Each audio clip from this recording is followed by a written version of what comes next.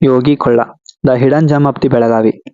ಗುಡಿ ಗೋಪುರಗಳನ್ನು ಹೊಂದಿದ್ದ ಅದೆಷ್ಟೋ ಶಿವಾಲಯಗಳನ್ನು ಕಂಡಿದ್ದೆ, ಆದರೆ ಇಲ್ಲಿ ಪ್ರಕೃತಿಯೇ ಮಲ್ಲಿಕಾರ್ಜುನನಿಗೆ ಸುಂದರವಾದ ಗರ್ಭಗುಡಿಯನ್ನು ನಿರ್ಮಿಸಿಕೊಟ್ಟಿದೆ. ದಟ್ಟ ಕಾಡುಗಳ ನಾಡಿದು, ಅಸಂಖ್ಯಾತ ವನ್ಯಪ್ರಾಣಿ ಪಕ್ಷಿಗಳ ಸಸ್ಯ ಸಂಕುಲಗಳ ನೆಮ್ಮದಿಯ ಬೀಡಿದು. ಗೂಗಿಕೊಳ್ಳ ಎಂಬ ಹೆಸರಿನಿಂದ ಹುಟ್ಟಿದ ಪ್ರದೇಶವು ಕಾಲ ಸರಿದಂತೆ ಯೋಗಿ ಕೊಳ್ಳವಾಗಿ ಬದಲಾಗಿ ಗುಡ್ಡ ಬೆಟ್ಟಗಳಿಂದ ಸುತ್ತುವರೆದಿದೆ. ಸಹಸ್ರಾರು ಮೆಟ್ಟಲುಗಳನ್ನು ಹತ್ತಲ ಪ್ರಾರಂಭಿಸಿದ ನನಗೆ ಒಂದೊಮ್ಮೆ ಹಿಂತಿರುಗಿ ನೋಡಿದರೆ ಸಾಗಿ ಬಂದ ಮೆಟ್ಟಲುಗಳ ಲೆಕ್ಕವೇ ಮರೆತಿದೆ. ಮಲ್ಲಿಕಾರ್ಜುನನ ಗುಡಿಯ ಸುತ್ತ ಯಾವುದೇ ಕಲ್ಲಿನ ಗೋಡೆಗಳೂ ಇಲ್ಲ, ಕಳಶವನ್ನು ಹೊತ್ತ ಗೋಪುರವೂ ಇಲ್ಲ. ದೊಡ್ಡ ಬೆಟ್ಟದ ಗುಹೆಯ ನಡುವೆ ತಣ್ಣಗೆ ಕುಳಿತಿರುವ ಮಲ್ಲಯ್ಯನ ದರ್ಶನ ಸೋಜಿಗ ಅಂತ ಅನಿಸದೇ ಇರಲ್ಲ.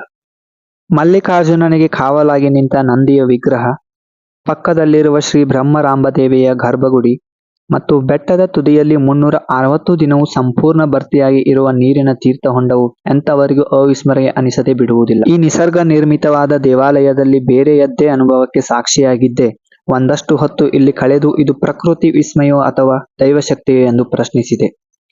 ಬಂಡೆಗಳ ಉದ್ದಗಲಕ್ಕೂ ಪ್ರೇಮಿಗಳು ತಮ್ಮ ಹೆಸರನ್ನು ಗೀಚಿರುವವರನ್ನು ನೆನೆದು ವಿಷಾದಿಸಲು ಅಥವಾ ಬೆಟ್ಟದ ಮೇಲೆ ಬರುವ ಪ್ರೇಕ್ಷಕರಿಗೆ ವಿದ್ಯುತ್ ಕಲ್ಪಿಸಿದವರನ್ನು ನೆನೆದು ಸನ್ಮಾನಿಸಲು ಎಂದು ನನ್ನ ಪ್ರಯಾಣ ಹಿಂದಿರುಗುತ್ತಿತ್ತು.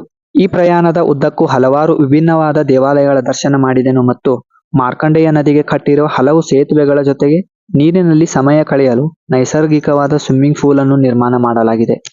ಕುಟುಂಬದ ಸಮೇತ ಅಥವಾ ಗೆಳೆಯರೊಂದಿಗೆ ಬಂದರೆ ಅವಿಸ್ಮರಣೀಯ ಕ್ಷಣಗಳನ್ನು ಹೊತ್ತು ಸಾಗಬಹುದು. ಒಂದೊಮ್ಮೆ ಭೇಟಿ ನೀಡಿ ಈ ಜಾಗಕ್ಕೆ ಮತ್ತು ಮಲ್ಲಯ್ಯನ ಆಶೀರ್ವಾದಕ್ಕೆ ಭಾಜನರಾಗಿ.